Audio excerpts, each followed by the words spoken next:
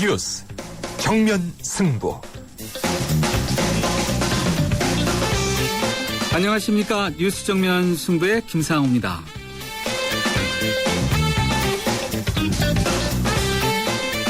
정부가 과거 주택시장 과열기에 도입했던 규제들, 그것을 빗장을 채웠던 것을 풀고 대못을 빼면서 부동산 시장을 정상화시키겠다는 강력한 의지를 보였습니다. 정부가 주택경기 활성화 대책으로 재건축 규제 완화라는 빗장 풀기에 먼저 나섰는데요. 부동산 경기가 되살아날 것이라는 그런 기대감이 있는 반면에 그렇지 않다. 투기 우려, 집값 상승, 일부 지역에만 편중된 혜택이 있을 것이라는 불만 섞인 목소리도 만만치 않습니다. 채워도 풀어도 오락가락 이 대책 정말 쉽지 않죠? 잠시 후에 짚어보겠습니다.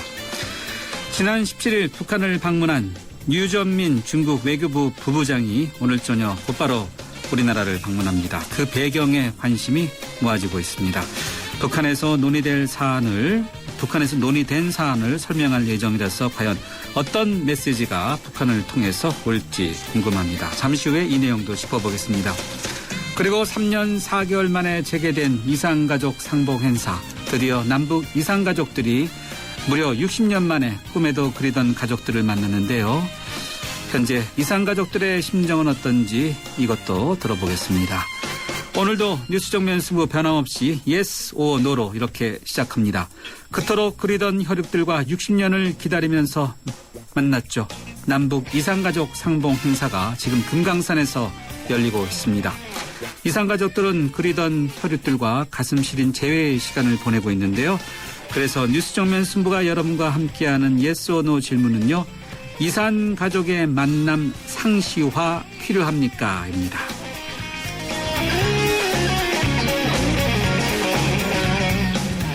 네, 뉴스 정면 승부 yes or no. 오늘 청취자 여러분께 드리는 질문은 이산가족의 만남 상시화 필요합니까? 입니다. yes 또는 no라고 답하시고 의견도 함께 덧붙여 보내주시면 방송이 끝날 무렵에 자체적으로 받은 문자 집계해서 알려드리겠습니다. 짧은 문자는 50원, 긴 문자는 100원의 유료 문자인데요. 휴대전화 우물정 0945번으로 보내주시거나 그렇지 않으면은 스마트폰 애플리케이션 YTN 라디오 이름이죠. 예스로 듣고 계신 분들은 게시판에 남겨주셔도 되겠습니다. 의견 보내주신 분들 몇 분 뽑아서 잡지 구독권 6개월분 그리고 영화 예매권 보내드리겠습니다. 2월 20일 목요일 뉴스 정면 승부 문을 엽니다. 연아가 알려주는 좋은 물의 조건. 물 드실 땐 꼭 수원지를 확인하세요. 저는 지하 180m 천연 안만수와 드넓은 구규림이 있는 해발 680m 강원도 평창을 꼭 확인해요. 깨끗해. 강원 평창수, 평창 동계올림픽 공식 먹는 샘물. 배우 현빈, 어쩜 그렇게 비율이 좋을까? 황금 비율이니까? 인생 자금도 황금 비율로 맞추면 좋겠죠? 그래서 시작. 삼성생명 종신보험의 세약수 골든 밸런스. 사람, 사랑, 삼성생명. 가입 시 유의사항을 꼭 확인하세요.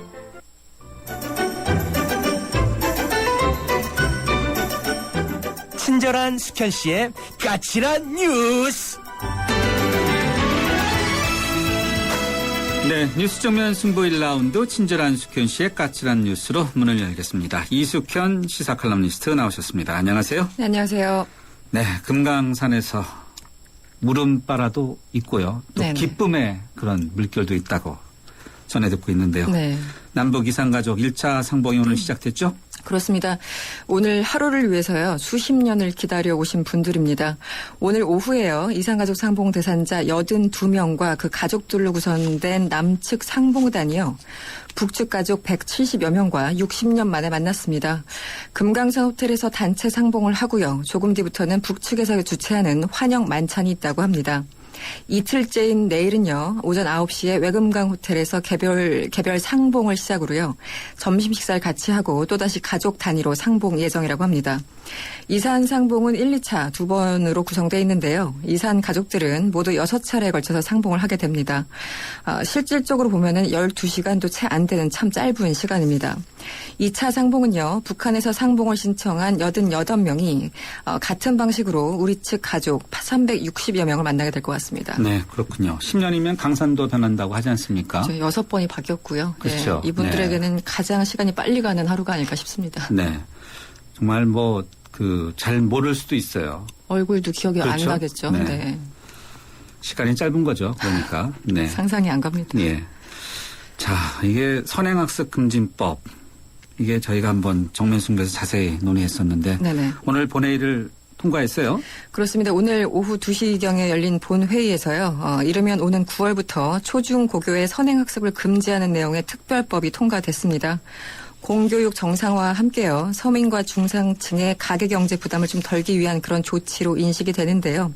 아직까지 실효성에 대해서는 회의적인 시각이 많은 게 사실입니다.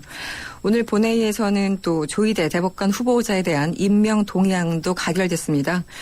무기명 전자투표에서요. 총 234명이 참여했고요. 이 가운데 230명이 찬성했습니다. 앞서서 지난 19일 채택된 인사청문 경과 보고서에 따르면요. 조희대 대법관 후보자는 다양한 재판 실무 경험을 쌓고 있고 또 인권 보호를 위해서 재판을 해온 점 이런 점들을 평가하면서 직무 수행에 무리가 없다 이렇게 밝힌 바가 있습니다. 네, 그렇군요. 네. 미국 특파원들 이야기를 들어보면 미국에서는 대법관 후보자에 대해서 아주 텔레비전이 굉장히 중계를 많이 한다는데 우리나라는 이런 게 좀 별로 없어요. 예, 약간 네. 딴 나라 얘기하듯이 네. 별로 관심이 없죠. 네. 네. 자, 그런데 국회 본회의에서 60여 명의 국회의원들이 대거 불참했는데 왜 그렇습니까? 네, 예정된 일이긴 합니다만 이렇게 무더기 불참 속에서 본회의가 진행되는 게 맞는 건지 사실 잘 모르겠습니다. 말씀하신 것처럼 오늘 여야 국회의원 40명이에요. 3박 4일 일정으로 중국으로 떠났습니다. 중국 전국 인민대표대회 초청으로 베이징과 상하이를 방문하기 위해서 출국을 한 건데요. 1992년 한중 수교 이후에 최대 규모 국회 대표단이라고 합니다. 또 교육문화체육관광위 소속 일부 의원들은요. 동계올림픽 준비를 위해서 지금 러시아 소치를 방문하고 있습니다. 이렇다 보니까 오늘 참석한 의원이 전체 300명 중에 240명도 안 됐습니다. 물론 법적으로 보면요. 제적의원의 가반이 출석을 하게 되면 법안 의결이 가능하긴 하지만 보기 좋은 모습은 아니었던 것 같습니다. 네, 그러네요. 네. 이리감치 조율하면 가능할 텐데요. 그렇죠. 그렇죠? 조절을 할 수 있을 네. 것 같은데요. 왜 그런지 모르겠습니다. 네. 자, 박근혜 대통령이 연일 공공기관 개혁 문제에 대해서 아주 강경한 입장을 보이고 있는데 이번엔 또 어떤 말씀을 하셨나요? 네, 공공기관의 전면적인 구조조정이 시작될 것 같습니다. 박근혜 대통령은요, 공공기관 개혁과 관련해서 이런 얘기를 했습니다. 부채 감축과 방만 경영은 물론이고 생산력을 높이는 데 역점을 둬야 된다면서 단계적으로 공공기관의 기능을 전면적으로 재검토하라 이렇게 지시를 했습니다. 오늘 기획재정부와 금융위원회 그리고 공정거래위원회 업무보고 자리였죠. 박 대통령은 또 이런 얘기를 했습니다. 부채 감축 과정에서 자산 매각이 필요한 경우에 매각될 자산이 동시다발적으로 나오게 되면 재값을 받기 어렵다 하면서 시기를 조정하라 이렇게 꼼꼼히 살피기도 했습니다. 오늘 이 자리에서는 기획재정부가요. 공공기관 낙하산 방지책을 대통령에게 직접 보고하기도 했습니다.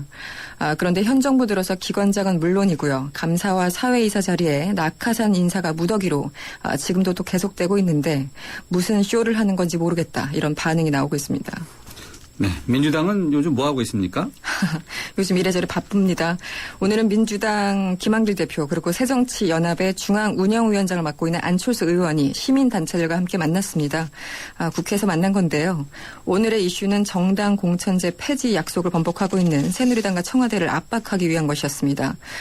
이들은 지난 대선에서 폐지를 약속했던 대통령의 입장을 밝히라고 압박을 하면서 다음 주죠. 취임 1주년을 맞는 25일까지 밝히라고 시한까지 적시해뒀습니다.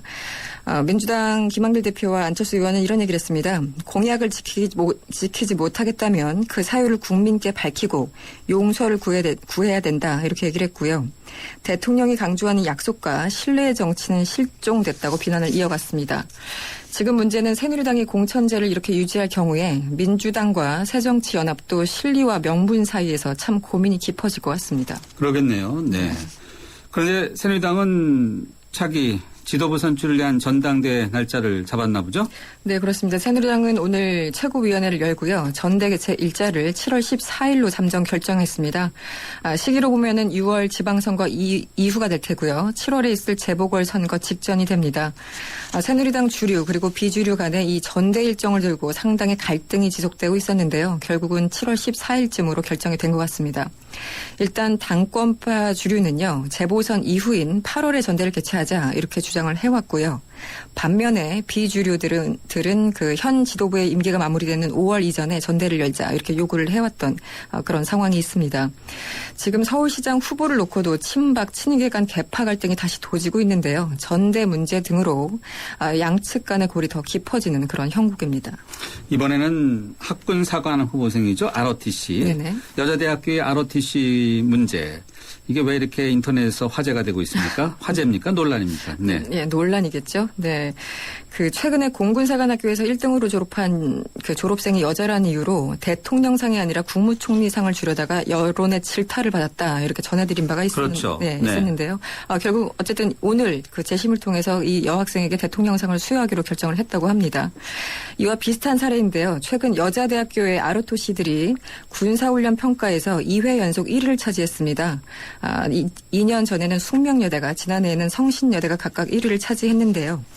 여대가 잇따라 이렇게 1위에 오르자 군 당국은 학교별 서열화로 위화감이 조성된다는 이유로 지난해 학예훈련 때부터 학교별 순위를 매기지 않고 있다고 합니다. 아, 그렇군요. 네. 네.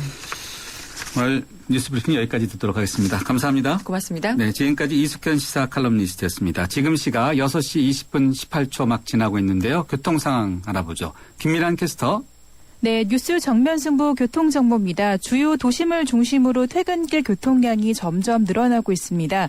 우선 아영 고가도로 철거 작업으로 이 부근이 많이 밀리고 있는데요. 신촌로 따라 아현역 사거리에서 이대역 쪽으로 밀리고 있고 서강로 신촌 로터리부터 창전 삼거리 구간도 양 방면이 서행입니다.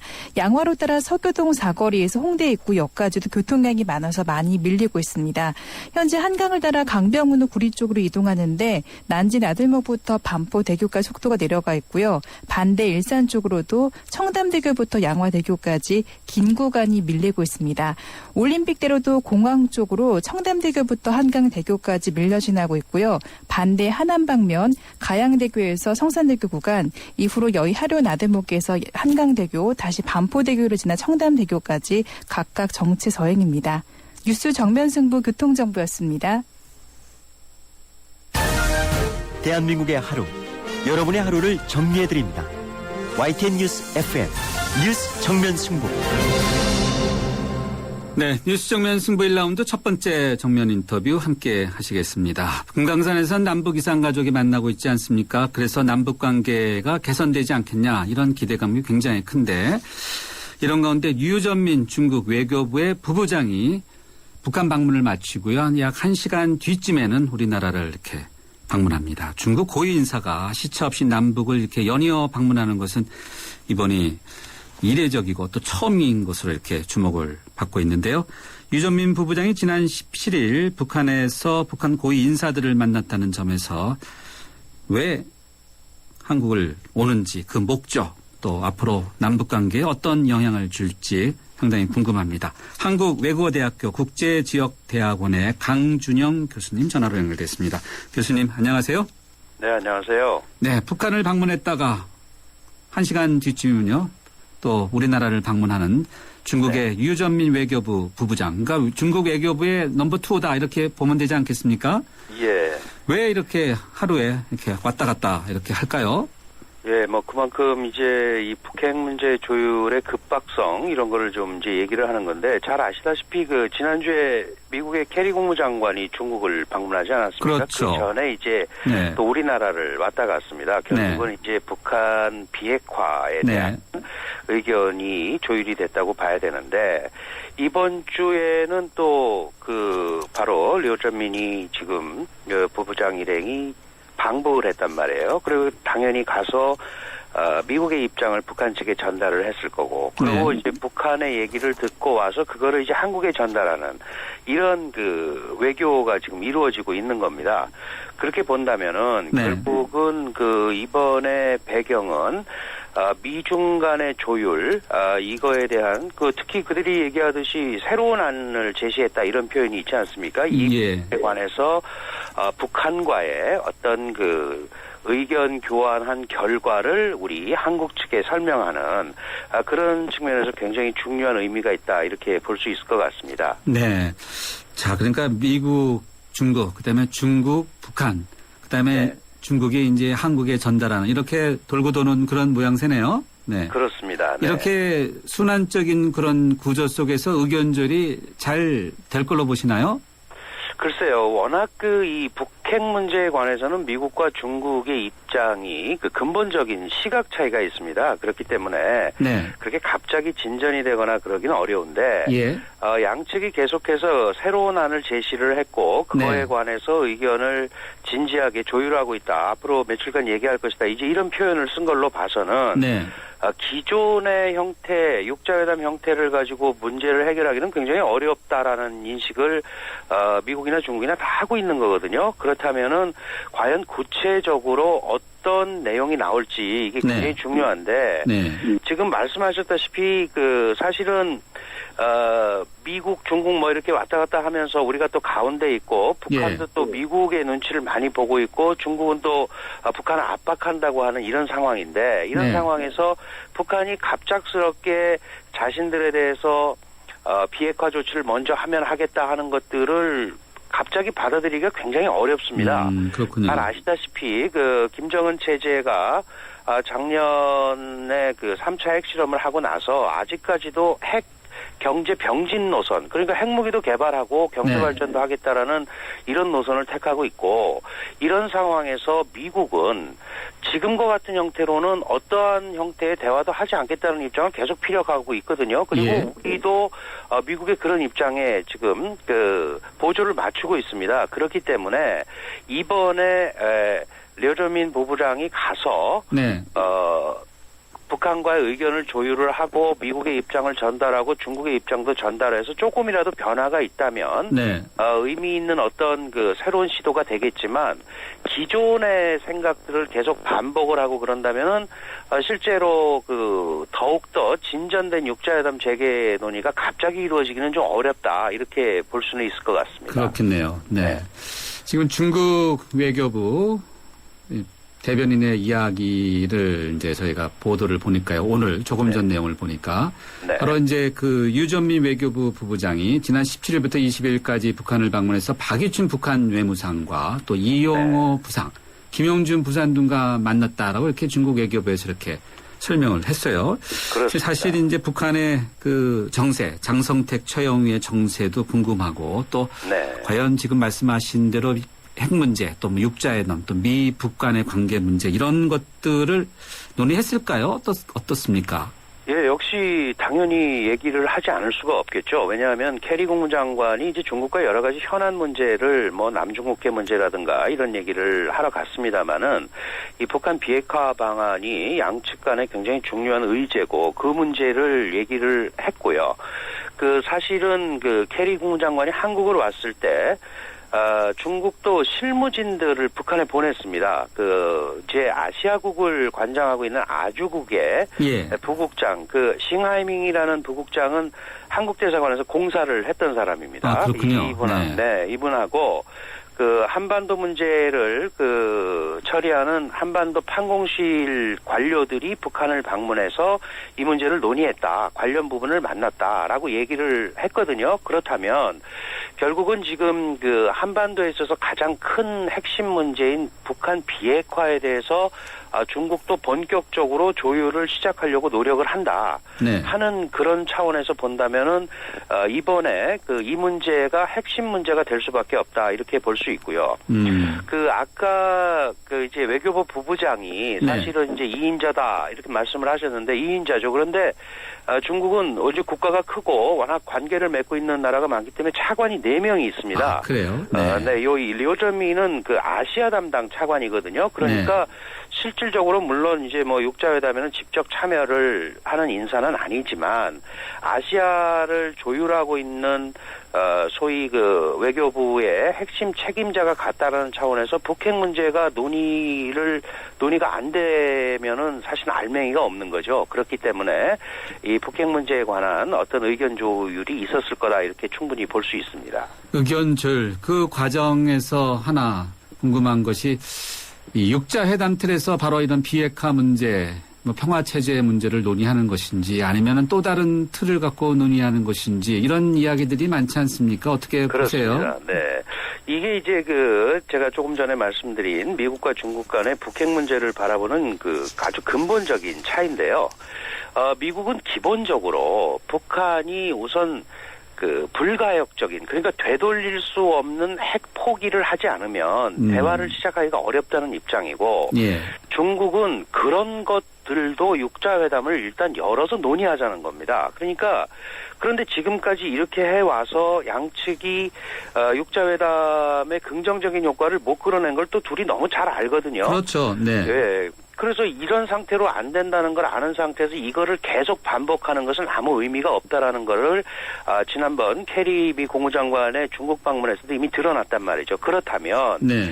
새로운 제안 안에는 분명히 이것과는 조금 다른 형태의 모양새가 갖춰졌을 거다라고 저희가 이제 짐작을 하는 거고요. 예. 다만 그런 부분을 중국이 북한에 전달을 했을 때 예. 북한이 과연 그것을 받아들일 거냐. 이 문제를 가지고 이제 얘기가 시작이 돼야겠죠. 네. 결국은 우리 정부의 입장도 분명히 얘기하지만 북한이 사찰도 받고 가시적인 핵 포기하는 실천적 조치가 전제되지 않으면 네. 과거와 같이 더 이상 다람쥐 쳇바퀴 도는 이런 형태의 육자회담을 하지 않겠다는 거거든요. 그렇기 때문에 중국도 그런 부분에 대해서는 상당히 부담을 느끼고 있습니다.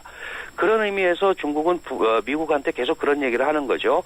이 북핵 문제가 이렇게 고착되고 육자회담이 어려운 이유 중에 하나는 예. 미국이 북한을 너무 압박하기 때문에 그러니까 당신들 좀 풀어라. 그래야 우리도 거기에 맞는 가시적인 조치를 가지고 북한을 설득할 수 있다. 결국은 이런 차원에서 본다면 이번에 이런 다양한 형태의 셔틀 외교에 가까운 이런 방문들은 새로운 육자회담 틀을 좀 만들기 위한 전초전 성격을 띠고 있다 이렇게 볼 수 있을 것 같습니다. 네. 새로운 육자회담 틀을 만들기 위한 전초전 성격. 자, 네. 그 전초전 말씀해 주시니까 최근 남북 고위급이 만나지 않았습니까? 또 그렇습니다. 북한에서 청와대 측 누구 대표 나와라 그래갖고 김기현 대표가 또 가지 않았습니까? 그렇습니다. 근데 네. 유 부부장이 바로 김기현 대표를 만날 것 같다 이런 전망이 나오고 있는데 네, 그러면은 이 남북 관계에 대한 진전에 대한 논의 이런 것들도 오고 갈 수 있을까요? 충분히 중국의 의견이 전달이 될 겁니다. 왜냐하면 중국의 입장은 기본적으로 남북 대화를 통해서 좀 개선을 해봐라 하는 입장이거든요. 원래 중국은 북한 핵 문제를 북한과 미국 간의 문제라고 계속 강조를 하고 있습니다. 그렇기 때문에 미국이 북한을 자꾸 압박하니까 북한이 체제의 불안, 국가 붕괴에 대한 부담 때문에 미국과 대화를 미국이 원하는 대로 하지 못하는 거다. 이런 것들이 이제 중국의 입장이거든요. 그렇기 때문에 일단은 남북한 간의 관계 개선을 통해서 육자회담 재개의 틀을 좀 만들었으면 좋겠다 하는 게 중국의 입장입니다. 그래서 이번에 고위급 회담 대표를 만나서 한국의 입장, 그러니까 한국이 고위급 회담을 받아들이고 그다음에 이산가족을 제외하고 북한이 그걸 받아들여서 지금 상봉이 이루어지고 있는 이 전체적인 흐름을 또 중국으로서는 이해할 필요가 있거든요. 네.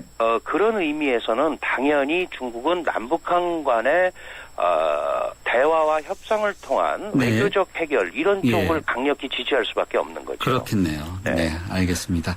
교수님 오늘 좋은 말씀 잘 들었습니다. 여기까지 듣겠습니다. 네, 고맙습니다. 네, 지금까지 한국외국어대학교 국제지역대학원의 강준영 교수였습니다. 당신의 베이스 캠프는 어디입니까? 어디로 가야 할지 모른다면 방향이 될 것이고 계속 가야 할지 망설인다면 용기가 될 것입니다. 베이스 없는 정상은 없습니다. 세상의 베이스가 되다. 포스코. 네, 피자헛입니다. 저기요, 고기 피자랑 새우 피자랑 뭐가 더 맛있어요? 둘 다 맛있습니다, 고객님. 그래도 뭐가 더 잘 나가요? 솔직하게. 둘 다 잘 나갑니다. 왜냐하면 더블 박스. 박스는 하나, 피자는 두 가지. 25,000원. 15885588 피자헛. 더블 박스 주세요. 네, 뉴스 정면 승부 1라운드 여기서 마무리하고요. 잠시 뒤에는 정부가 내놓은 재건축 활성화 카드, 그것이 좋은지 나쁜지 정면 인터뷰로 짚어보겠습니다. 2014 YTN 연중기획 함께하는 미래 창조 대한민국 김소영 한의학 박사입니다. 대한민국의 미래 당연히 건강이겠죠? 요즘 보면은 학생은 학생들대로 또 주부는 주부대로 각자의 스트레스를 너무나도 안고 가는 사회가 돼버리지 않았나 이런 생각을 해봅니다.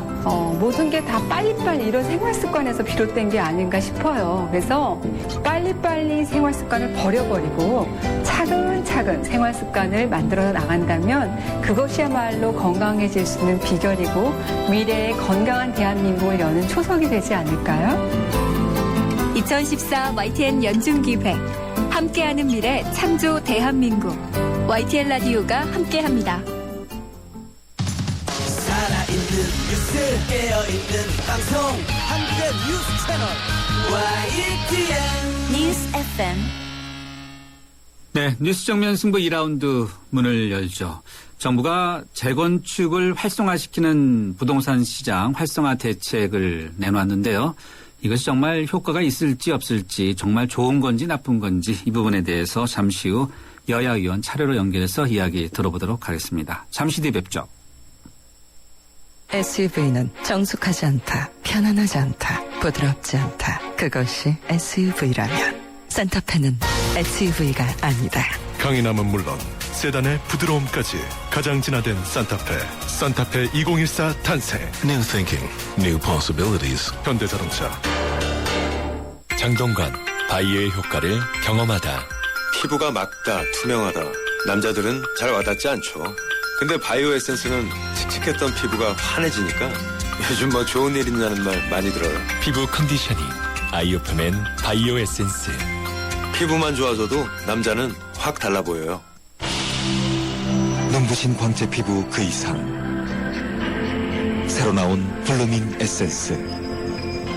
SK2의 새로운 발견. 피부 내면의 촘촘히 빛을 채워 활짝 피어나는 피부. 경험하세요. 새로운 블루밍 스킨. SK2. 경양 하우징 페어가 해주세요. 아파트 평수보다 인생을 여유롭게.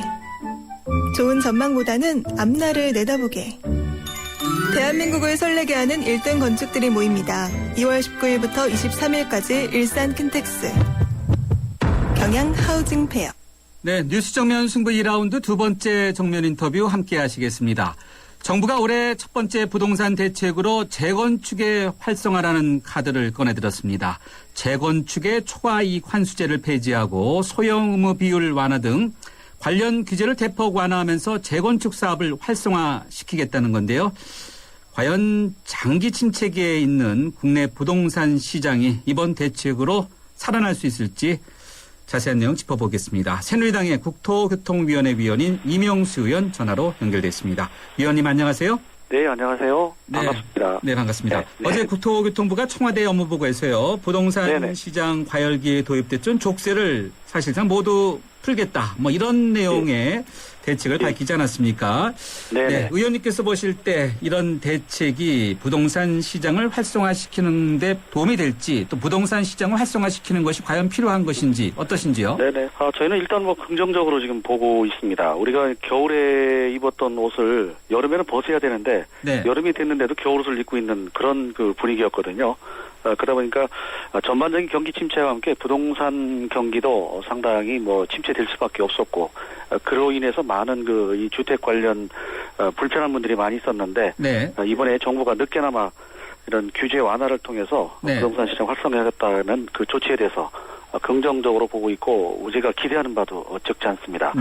그래서 그동안 좀 여러 가지 뭐 논란이 됐던 많은 것들을 뭐 한꺼번에 다 할 수는 없겠습니다만은 이번에 내는 몇 가지가 또 핵심적인 게 포함이 돼 있어서 예. 저희는 정말 이 겨울이 지나고 봄이 오는 것처럼 네. 이 부동산의 온기, 이 훈풍이 네. 좀 제대로 살아나서 네.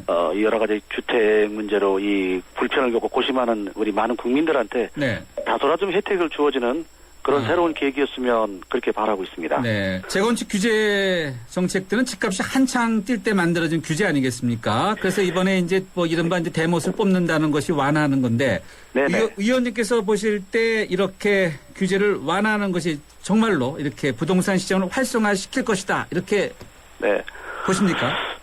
저희들은 한마디로 그동안 워낙 그 침체돼 있었고 여러 가지 주동산 시장이 뭐 심지어는 죽어 있다 이런 말씀을 할 정도로 이렇게 사실 너무 그 미미한 그런 상태였기 때문에 이번에 조치들이 상당 부분 활성화하는데 큰 기여를 할 거로 보고 있습니다. 네. 그래서 아까도 말씀드린 것처럼 2006년에 이제 이 초과이익 환수제도 생기고 당시에 부동산 투기가 막 과열되고 여러 가지 부작용이 걱정되는 시기에 만들었던 조치들을 지금도 그대로 가지고 있었거든요.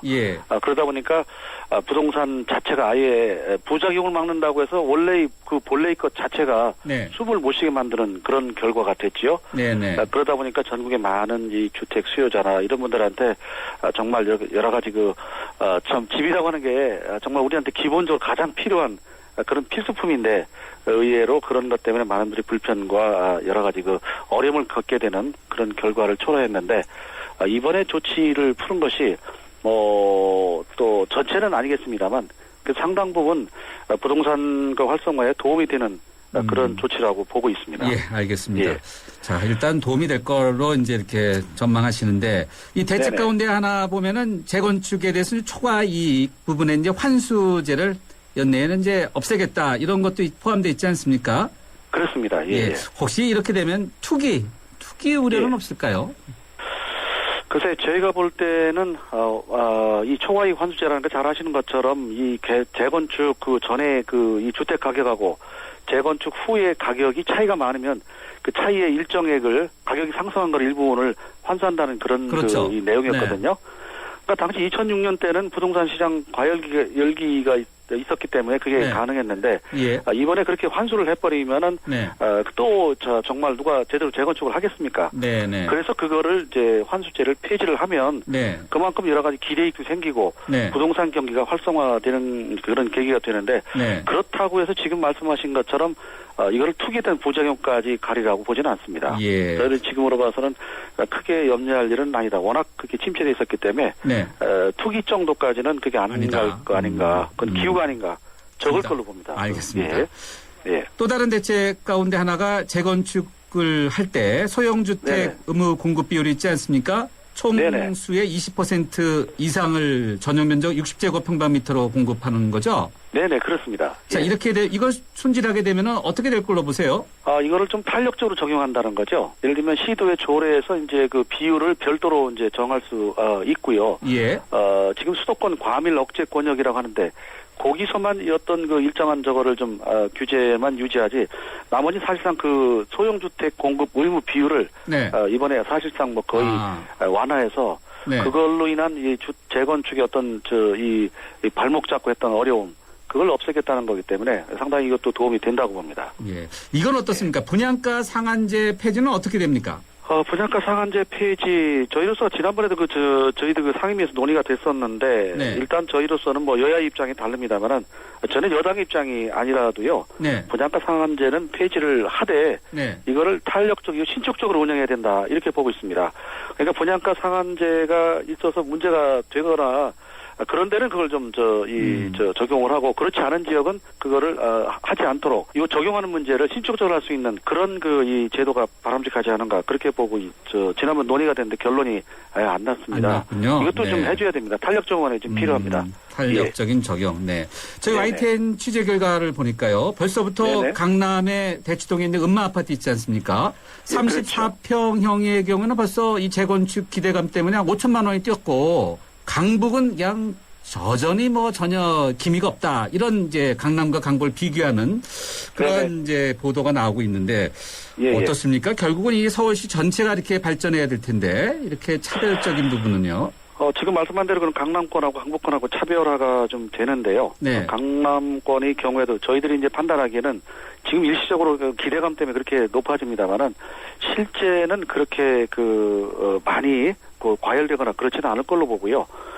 이 강북의 경우에는 지금 여러 가지 조치한 것들에 대해서 아직 충분한 이 시민들의 이해나 이런 것이 안 돼서 그러는데 강남권에 아무래도 좀 그런 열기가 더 커지고 하는 거는 뭐 사실이고요. 그러나 전체적으로 볼 때는 그래도 필요하고 지금 도입을 해야 될 그런 조치라고 보기 때문에 지금 도입을 하려고 하는 거거든요. 예, 알겠습니다. 예. 자, 이번 대책 이후에 앞으로 관련된 법 개정 절차라든지 남은 것들이 어떤 것입니까?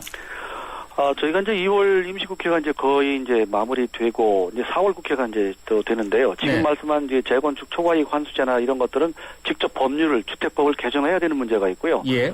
소형 주택 공급 의무 비율을 개선하는 거 이런 거는 뭐 법률이 아니라 시행령 개정으로 되는 것도 있기 때문에 가능한 상반기 중에 좀 고치도록 해서 이게 실질적으로 좀 바로 작동이 되도록 이런 조치들을 해야 될 것 같습니다. 예, 알겠습니다. 네. 주택 수요자 또는 임대자 이런 차별적인 효과가 있습니까?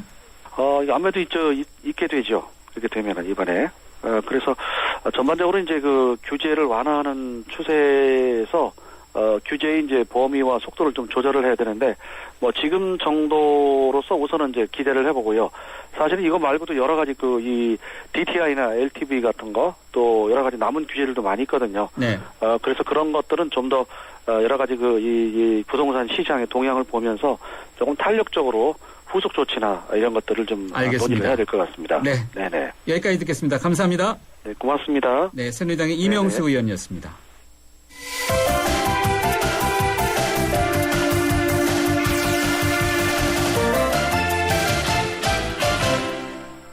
네, 정부가 내놓은 재건축 활성화라는 그런 카드가 부동산 시장을 활성화시킬 수 있을지 여부에 대해서 여야 국토교통위원회 위원들 모시고 들어보고 있는데요. 이번에는 민주당의 윤희덕 의원 만나보겠습니다.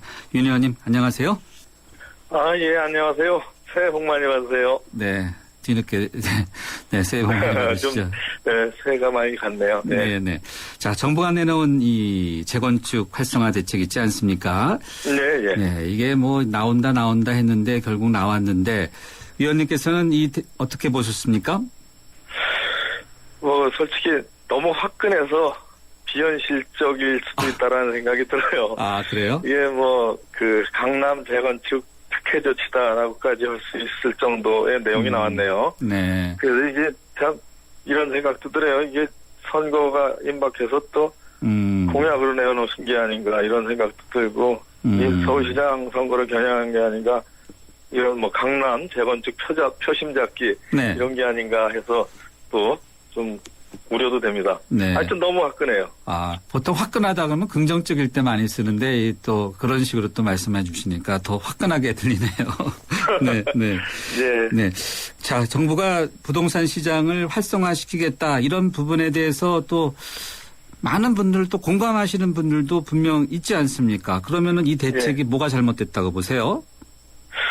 이거는 이제 재건축 시장, 재건축에 대한 세 가지의 규제를 한꺼번에 푸는 겁니다. 그래서 이제 특혜라는 말을 제가 했는데, 우선 초과이득에 대해서 초과이익 환수제를 폐지한다고 하는 게 하나 있고요. 네. 또 하나는 여러 채의 집을 가지고 있는데, 현행법은 한 채만 주고 나머지는 이제 현금으로 보상하죠. 그거를 세 채, 네 채, 다섯 채 가지고 있으면 그걸 다 재건축된 집으로 준다는 거예요. 네. 그럼 앞에서 초과이익 환수가 폐지되면은 한 채에 대한 초과이익 환수도 폐지되는데 두 채, 세 채, 네 채 가진 거에서도 초과이익이 그대로 다 개인한테 돌아가게 되죠. 네. 거기다가 또 전체적으로 소형 비율을 거의 폐지하는 식으로 발표를 했잖아요. 그렇죠. 그것까지 폐지되면은 중대형 평형에서 초과이익이 다주택자에서 형성될 수 있는 가능성이 생겨요. 그렇게 되면은 재건축 대상 주택들에 대한 매집 행위까지 나타날 수 있는 우려가 있어요. 매집 행위라는 건 투기라는 뜻인가요? 그렇죠. 네. 투기를 넘어서서 여러 채 살려고 달라붙을 수 있는 유인책까지 될 수가 있습니다. 그래서 너무 화끈하다는 말씀을 제가 드렸던 거예요. 투기를 그래서 이제 잘 따져봐야죠. 예, 네. 시장을 활성화시키는 거 필요합니다. 한데 네. 이제 그 현실적 조건을 잘 가늠해봐야겠죠. 네. 이제 초과이익 환수제도를 폐지한다는 것은 이제 초과이익입니다.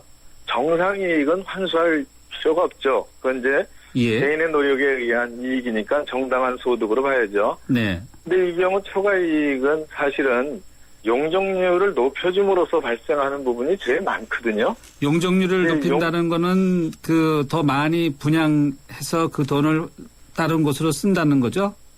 아니요, 용적률. 네. 이제 그러니까 재건축이죠. 재건축 네. 단지 내에 현재 지을 수 있는 층수, 세대수를 많이 늘려주는 거잖아요. 그렇죠. 용적률이라는 네. 거니까 이게 이제 250% 이런 식으로 늘려주면은 네. 이게 가치 상승을 실제 일으키는 거죠. 네. 근데 이제 용적률을 상승시켜주는 거는 이제 공적 수단을 동원하는 거잖아요. 그렇기 때문에 그로 발생하는 초과이익은 또 어려운 지역에 있는 사람들의 주거 환경 개선에 쓰이는 돈으로 이렇게 환수해서 그런 용으로 씁니다.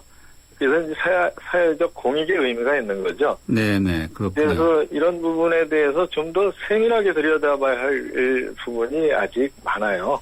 그래서 좀 우려는 하고 있습니다. 그리고 네. 이제 민주당에서는 그 내일 아침에 그 정책위 중심으로 해서 이번 재건축 규제 완화의 정부 발표에 대해서도 좀 세밀하게 점검하고 우리 당의 입장을 좀 정리하려고 합니다. 아, 내일 뭔가 오늘 나오나요? 제가 말씀드리는 거는 예. 개인 의원으로서의 의견인 것을 미리 말씀을 드리겠습니다. 당의 입장이나 당 대책은 내일 나오나 보죠, 그러니까? 내일 오전에 회의가 수집됐습니다. 아, 그렇군요. 네. 국토부가요, 이번 대책으로 현재 전세난을 해결하겠다, 뭐 이런 비슷한 이야기들도 내놨고, 또 매매 전환을 통해서 전세 수요 감소가 가장 빠르고 효과적이다, 이렇게 판단을 했다고 하는데, 이 전세난 문제, 이런 걸 통해서 가능할까요? 이 재건축 규제 완화를 가지고 전세난을 해결하겠다라는 거는 좀 안 맞죠. 다른 정책입니다. 이거는. 집값이 오르면은 전세도 살려는 사람들이 집 사버리자. 그러면 전세 수요가 줄어들기 때문에 전세 가격이 안정될 거다. 이렇게 생각하시는 것 같은데 전혀 잘못된 생각이죠. 전세 가격이 오르고 전세가 풍기가 일어나는 것은 사실은 전세금을 받아서 은행에 저축을 해야 이자가 요즘은 낮은 이자밖에 못 받잖아요. 네. 저금리잖아요. 그렇죠. 그거를 네. 월세로 전환하면은 2배, 3배, 4배의 이자율에 해당하는 수익을 얻을 수 있어요. 예. 그래서 전세로 내놓는 거를 월세나 반전세로 내놓으면서 네. 집주인들이 그렇게 내놓으신 거죠. 예. 그러면서 전세가 풍기 현상을 빚고 가격이 올라간 거죠. 네. 그래서 지금 같은 그 재건축 규제 완화를 통해서 전세난을 잡겠다라는 거는 전혀 연결되는 정책이 아니에요. 네, 알겠습니다. 그래서 네. 오히려 이제 전세난을 잡으려면은 예. 근본적인 대책은 전세월세를 네. 올릴 때 네. 뭐 우리가 2년마다 갱신하잖아요. 그렇죠. 10% 이내에밖에는 못 올린다. 그래서 네. 전월세 상한제라는 제도가 있습니다. 예, 저도 예. 그런 법을 내놨는데 예. 오히려 전월세 상한제로 해서 그 서민들을 보호하는 게 올바른 입법이죠. 그리고 이제 우리가 2년마다 갱신하는데 네. 그 좀 한 군데서 좀 오래 살고 거기서 또 같은 학교를 계속 다닐 수 있게 아이들을 키워야 되잖아요. 예. 그래서 1회에 한해서 계약을 갱신할 수 있는 권리를 네. 임차인한테 주는 제도 네. 이런 것들을 도입해야 실제 전월세를 사는 서민들을 보호할 수가 있습니다. 예, 예. 그래서 줄곧 그런 정책을 좀 도입하자고 주장을 하고 또 호소를 해도 네.